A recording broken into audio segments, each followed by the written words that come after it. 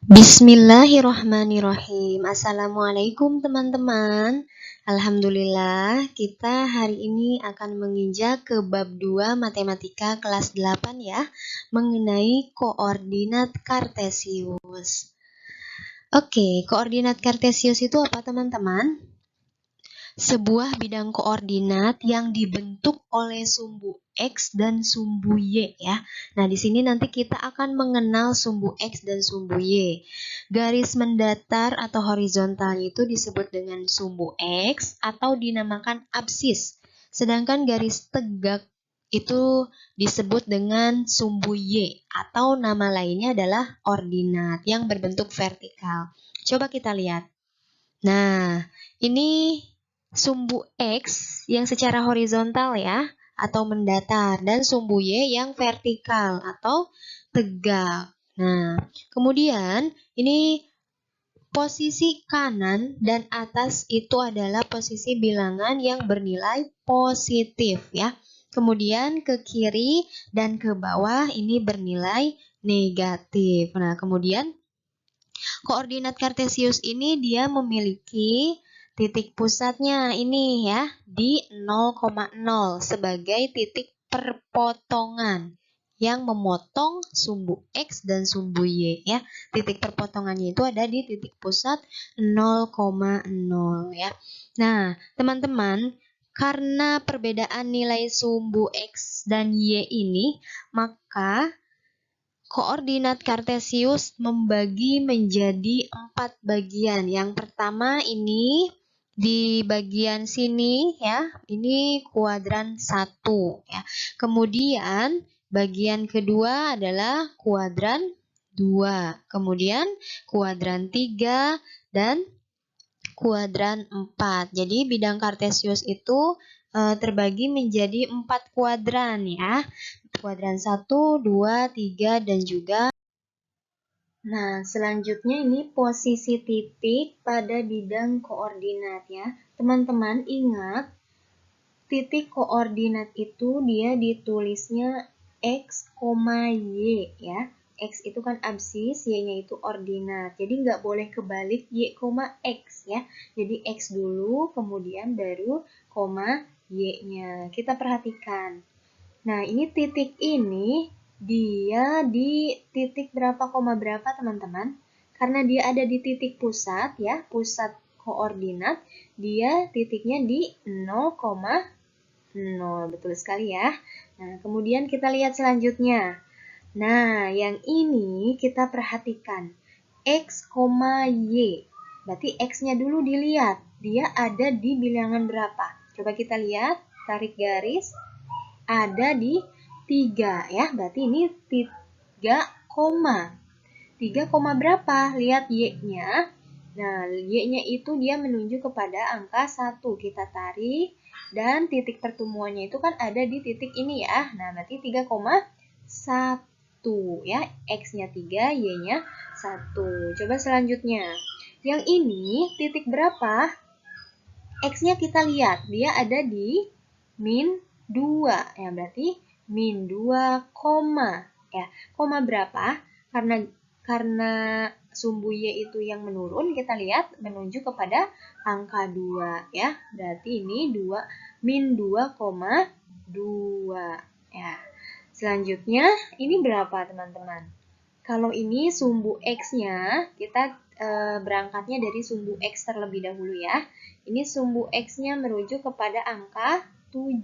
Kemudian lihat, Y-nya, berarti Y-nya kita tarik garis putus-putus supaya ada titik pertemuannya, berarti di min 2 ya. Sehingga ini tuh titik koordinatnya adalah min 7, min 2. Coba untuk selanjutnya teman-teman bisa untuk menentukan titik pada bidang koordinat. Yang ini berapa teman-teman? Nah, berarti ini berapa? 2, min 2 ya. X-nya 2 ya, ini pertemuannya, titik pertemuannya dan min 2, min 2 ya. Oke. Nah, jadi Y-nya dia bernilai min 2. Selanjutnya, Nah untuk kasus ini lihat, X-nya dia ada di 9, berarti langsung kita tulis 9, koma. Karena dia ada di sumbu X-nya ya, nah berarti Y-nya nilai Y-nya berapa nih? Y-nya ada di titik pusat ya, berarti 9,0. Begitu juga dengan ini, berarti ini berapa teman-teman? X-nya min 4, Y-nya 0, min 4,0. Kalau ini jangan sampai kebalik. X-nya dulu yang dilihat ya. Karena 4 itu dia milik sumbu Y, berarti X-nya berapa? X-nya itu adalah 0 ya, karena ada di titik pusatnya. Y-nya baru 4, berarti 0,4 ya. Dan yang terakhir ini berarti berapa? Titik koordinatnya. Lihat sumbu X-nya berapa? 0 ya. Kalau min 3 kan milik sumbu Y, berarti 0, min 3. Jadi seperti itu teman-teman. Nah, coba kita lihat. Titik potong sumbu X dan sumbu Y adalah 0,0. Ya, betul ya. Karena ini merupakan titik potongnya. Kemudian yang berada di atas sumbu X. Yang berada di atas sumbu X, berarti kita lihat yang ada di atasnya sumbu X hanya 3,1 sama min 2,2 ya. Nah, kemudian yang di bawah sumbu Y ada 2, min 2 dan min 7, min 2 ya.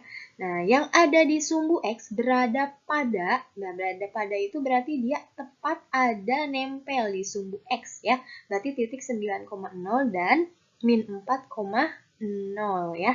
Nah, kemudian yang berada pada sumbu Y, ya berarti nempelnya dia di sumbu Y, yaitu titik 0,4 dan 0, min 3. Kemudian koordinat titik yang berada pada kuadran 2, berarti dia yang adanya di wilayah kuadran 2. Ingat ya, yang ini kuadran 1. Kalau ini kuadran 2. Yang ini kuadran 3. Dan yang terakhir ada kuadran 4. Berarti titik yang berada di kuadran 2 itu titik berapa?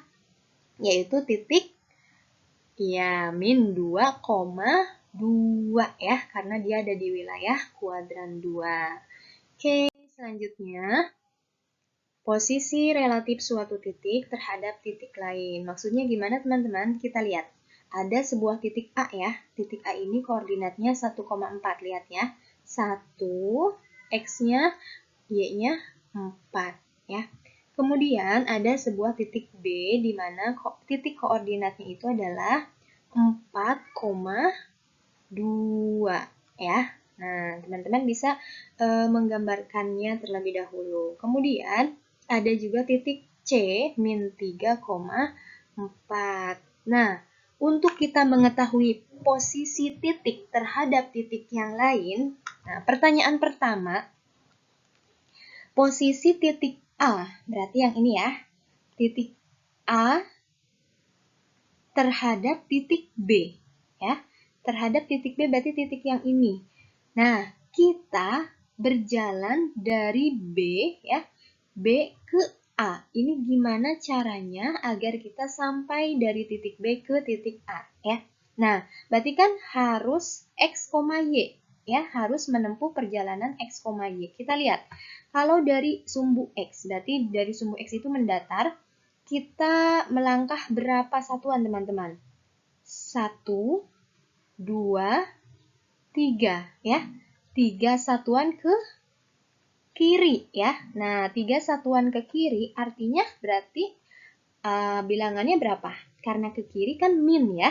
Berarti min 3. Kita tulis min 3. Nah, kemudian supaya nyampe ke titik A ini, kita berjalan lagi ke atas. Berapa satuan? 1, 2 ya. Nah, berarti 2 satuan ke atas, berarti positif ya. Nah, berarti ini yang dinamakan posisi relatif titik A terhadap titik B itu adalah min 3,2 ya. Nah, jadi kita berangkat dari titik B, ingin ke titik A, gimana caranya? Kemudian, kalau dari titik A, kita ingin ke titik C. Posisi relatif titik A terhadap titik C. Ya, berarti ini yang menjadi tujuan kita posisi titik A-nya kan? Nah, kita berangkat dari C ke A. ya, dari C ke A, berarti dari sumbu X-nya kita lihat. Dari sumbu X-nya kita berjalan berapa satuan, ya. Nah, berarti dari sumbu X-nya 1, 2, 3, 4, ya. Nah, berarti berjalan 4 satuan ke kanan. 4 satuan ke kanan. Nah, berarti kalau 4 satuan ke kanan,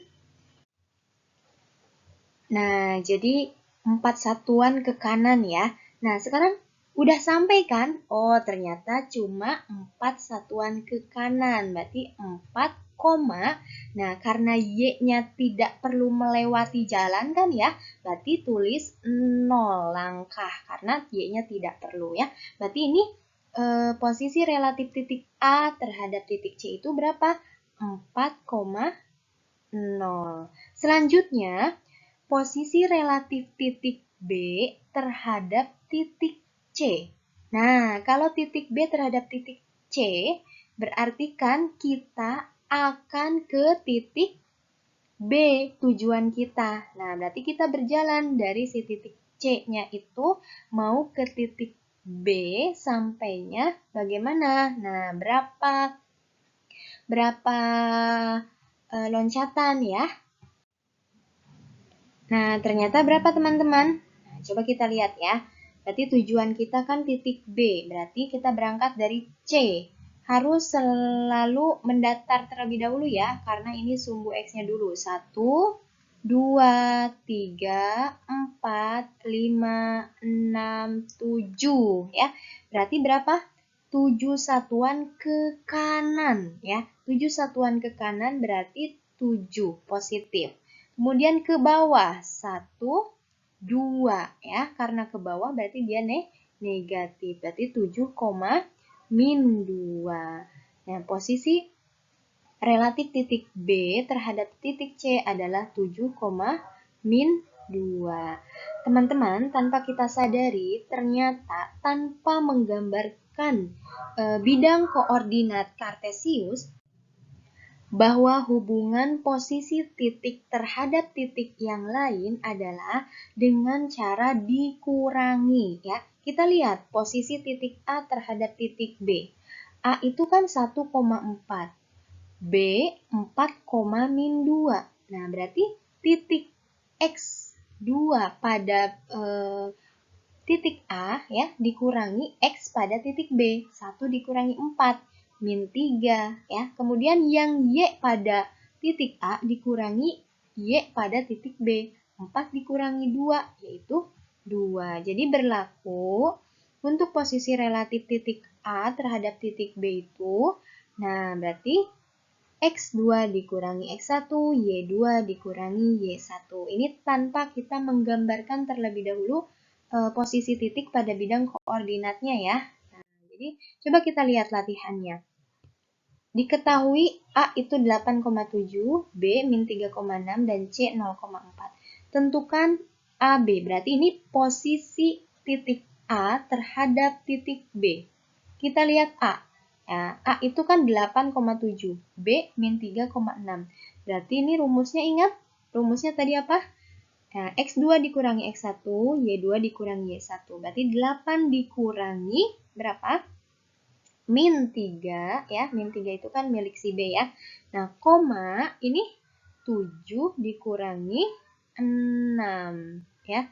Nah, jadi 7 dikurangi 6 itu berapa? 1. Berarti ini 11,1 ya.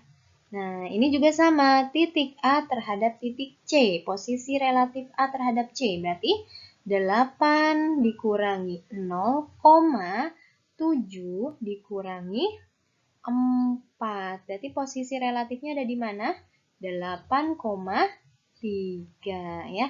Nah, kalau BA gimana teman-teman? Kita lihat yang B-nya dulu. Berarti min 3 dikurangi 8,6 dikurangi 7. Ya, berarti di berapa? Negatif 11, negatif 1 ya. Nah, untuk BC berarti kita lihat B.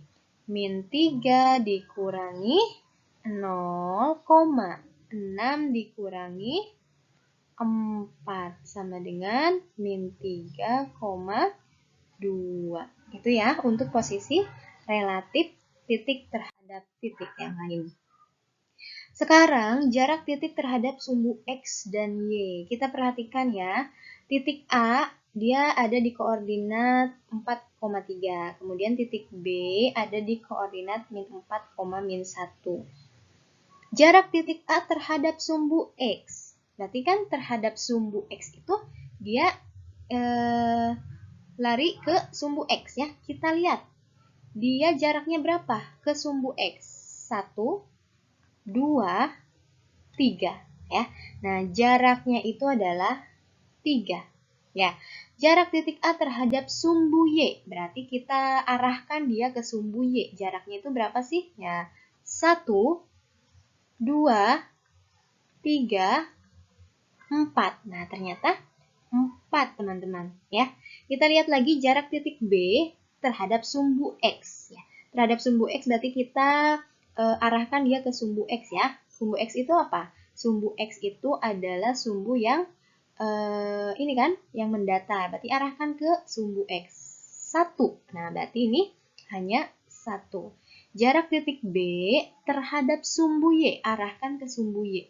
1, 2, 3, 4. Nah, didapat jaraknya itu adalah 4.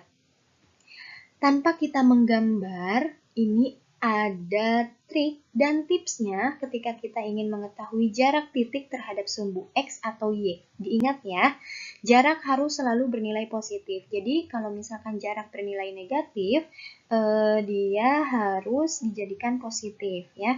Nah, semisal seperti ini teman-teman. Jarak titik terhadap sumbu X, lihat nilai Y-nya ya. Kalau yang terhadap sumbu Y, kita lihat nilai X-nya. Kayak tadi, titik A 4,3. Berarti jarak terhadap titik X, kita lihat yang Y-nya berapa? 3. Ya. Kemudian, kalau jarak terhadap sumbu Y, kita lihat malah sebaliknya. Apanya? Y-nya berapa? 4. Nah, seperti itu ya. Jadi kita ingat salah satunya aja ya tipsnya. Ini untuk jarak terhadap titik terhadap sumbu X dan Y. Kemudian posisi titik terhadap garis ya. Nah, cara kita menggambarkan garis, coba gambarkan garis X sama dengan 2. Berarti kalau X sama dengan 2, otomatis nanti kita sepanjang garis X sama dengan 2. X sama dengan 2 itu di sini kan ya teman-teman ya. Berarti garisnya seperti apa? Kita tarik garis. Nah, ini adalah garis X sama dengan 2. Kemudian garis X sama dengan min 2. Berarti kan ini min 2. Kita tarik garis, ini adalah garis X sepanjang min 2. Nah, kalau Y sama dengan min 1, garis Y sama dengan min 1. Karena min 1 itu ada di sini ya, kita tarik garisnya secara horizontal ya, berarti garis Y sama dengan min 1 seperti itu. Nah, macam-macam garis itu yang sejajar. Sejajar itu seperti ini ya. Nah, jadi yang sejajar itu dia kalau diperpanjang garisnya sampai ujung, dia tidak akan menemukan titik temunya ya. Nah, selalu sejajar beriringan ya. Kemudian yang berpotongan seperti ini. Kenapa? Karena ini nantinya ada titik potongnya kan di sininya titik potong. Kemudian ada berimpit. Kalau berimpit itu nempel ya, seperti garis ini dengan garis ini. Ya, oke. Nah, posisi titik terhadap garisnya itu seperti ini teman-teman. Misalkan titik A 1,4 ya. Gambarkan garis X sama dengan 2. Berarti ini garis X sama dengan 2-nya ya tadi. Terus garis Y sama dengan min 1-nya. Nah, jarak titik A terhadap sumbu X. Ingat yang tadi ya. Jarak titik A terhadap sumbu X berarti kita lihat yang Y-nya. Berapa? 4. Jarak titik A terhadap sumbu Y berarti kita lihat yang X-nya. Berapa? 1. Ya. Nah, sekarang jarak titik A terhadap garis X sama dengan 2. Berarti yang ini kan?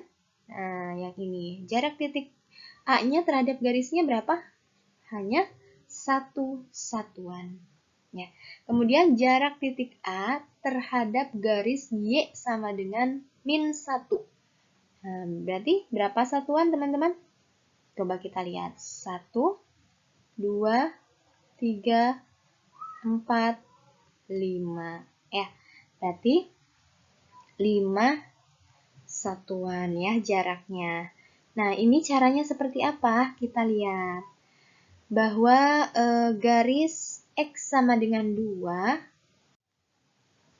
terhadap garis X sama dengan 2 ya, tadi ya, titik A 1,4 terhadap garis X. Berarti kita lihat X-nya, ya, karena X-nya 1, nah berarti 1 dikurangi 2. Ya, 1 dikurangi 2 itu kan min 1. Karena ini jarak, berarti ini harus bernilai positif. Ya, itu kalau misalkan tanpa menggambarkan titik dan garisnya, ya. Nah, kalau terhadap sumbu Y, terhadap garis Y, ya, kita lihat garis Y sama dengan min 1, ya. Jarak titik A terhadap garis Y. Ya, berarti kan kita lihat yang Y-nya, ya. Nah, berarti 4 dikurangi min 1, ya, sama dengan 5. Ini positif. Jarak harus selalu bernilai positif ya. Kalau contoh soal yang terakhir, jarak titik A terhadap garis lurus yang melalui titik min 3,2 dan min 3,4. Kita harus gambarkan dulu min 3,2-nya mana agar nanti ditarik garis ya. Min 3,2 berarti di sini ya, min 3, min 2. Kemudian dan titik min 3,4. Min 3,4 di sini, min 3,4 ya. Nah, kemudian kita tarik garis karena garisnya itu kan melalui titik min 3, min 2 dan min 3,4, jadi garisnya di sini ya. Nah, jarak titik A terhadap garis ini berapa? Kita lihat. 1, 2, 3, 4 ya. Berarti 4 ya. Caranya kalau misalkan tanpa menggambar, kita lihat yang samanya dia X atau Y. Titik B sama C itu. X-nya kan, nah ini X-nya sama, X-nya sama. Y-nya berubah ya. Berarti cara menentukan jaraknya itu ambil yang samanya dari posisi titik A. 1 dikurangi min 3 ya, berarti 4. Oke, itu adalah posisi titik terhadap suatu garis ya teman-teman ya. Jadi di